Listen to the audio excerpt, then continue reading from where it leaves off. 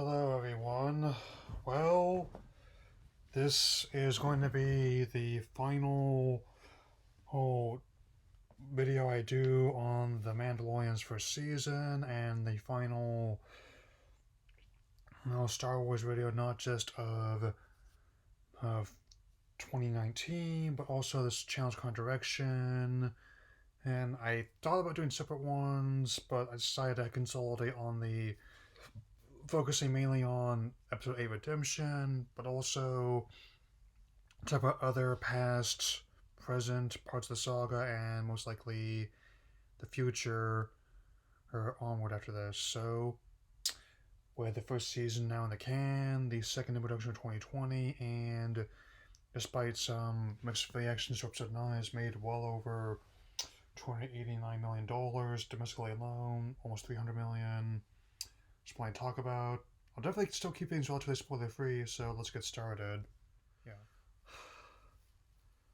So, this episode not only sees the return of Taika Waititi's IG-11, which is not IG-88, but another droid built on the IG platform,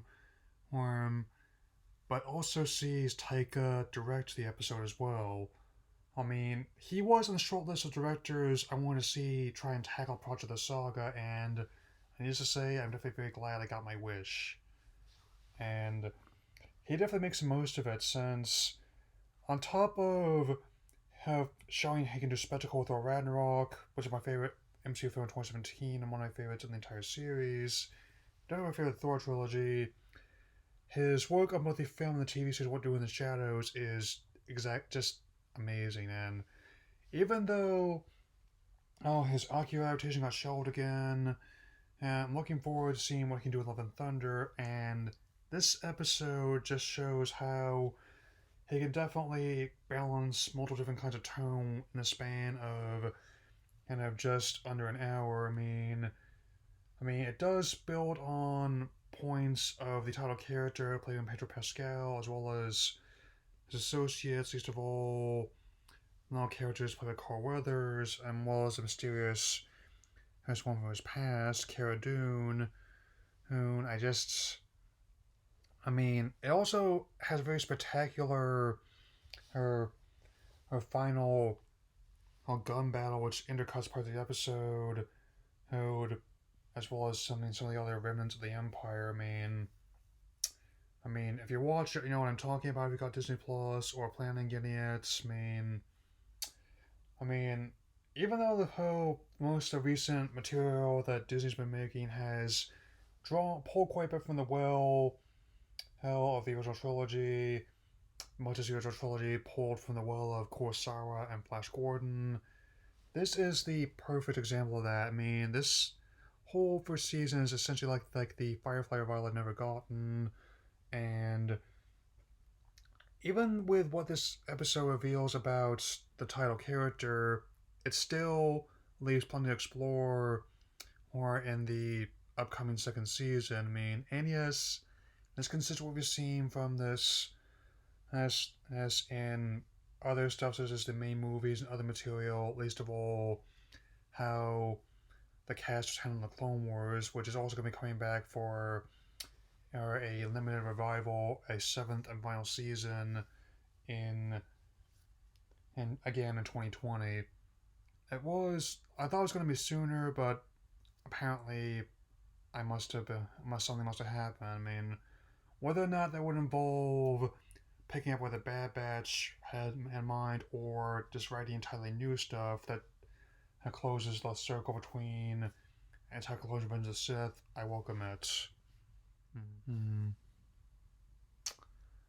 I mean, Favreau has done a fantastic job stewarding this first season and one of the platform's flagship exclusive offerings. With more to come in the next few years. I definitely like the idea of being able to just simply push a button and have your show be ready when you are.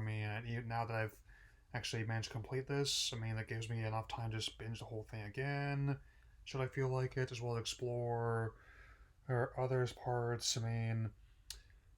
So just so you know, I may have to keep retooling some of the stuff I had planned for this year for New Direction 2020.